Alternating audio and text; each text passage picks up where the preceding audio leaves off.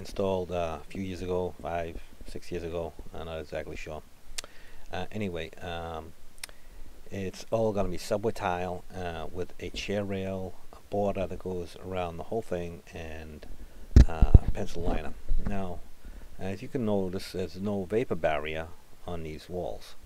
That's because we're using Denshield, and the Denshield has a vapor barrier on the front. It's waterproof. So if you've got a vapor barrier in front, you don't put one in the back. And then, as usual, you waterproof the corners and seams.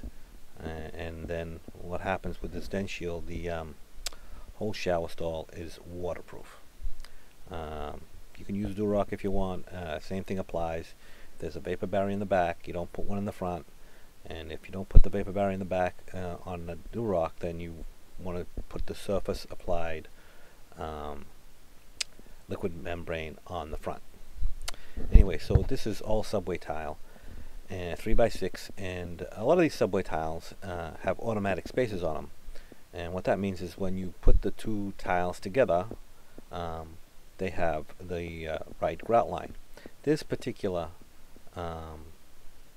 subway tile doesn't have the automatic spaces. So what happens is when you butt them together, there's no grout line. So I have to add my own grout line, which is the and I like to use these horseshoe spaces, and they're 1/16 of an inch. And you always use thin set in a wet area. So in the tub area it's thin set, but outside on the walls you can use mastic. It just makes it a little bit easier, a little bit quicker to install when you use mastic. And so the chair rail goes all the way around the frame of the tub area, and it's also going to go around the mirror. The the chair rail is going to go around the mirror. Then I had to wait for the vanities and for the mirror to be installed before I can finish it. So that's what I did. I finished this whole bathroom, grouted it, and then once the vanity and the mirrors were in, I came in and just finished that little bit of tile around the mirrors. Now, on these floors, we used this marble mosaic tile with a marble border around it of the same material. It was both Carrara. So anyway, I usually like to use Schluter Dietra, but in this case I couldn't do that because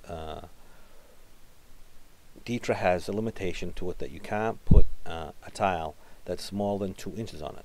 So in this case I had to use a cementitious backing unit for the underlayment, and that's what I did. So, and also when you grout marble, what you need to do is first of all seal it, and then once it's sealed you use a color of grout that's close to the color of the tile. Because what happens if you don't do that, the dyes in the grout of the darker grouts can seep into the marble and create a picture frame effect on the edges of the marble. So that's just one thing you have to keep in mind when you install a tile. Grout color has to be similar to the color of the tile, otherwise you can get that picture frame effect. So this bathroom, as I said, I finished it up and grouted it, and then I waited for the mirror to be in and the vanities, and there's a picture of it, that how it looked when it was all finished and done. So this is bathroom, like I said, that I did about 4, 5, 6 years ago. Can't remember exactly when, but thought I'd update the video.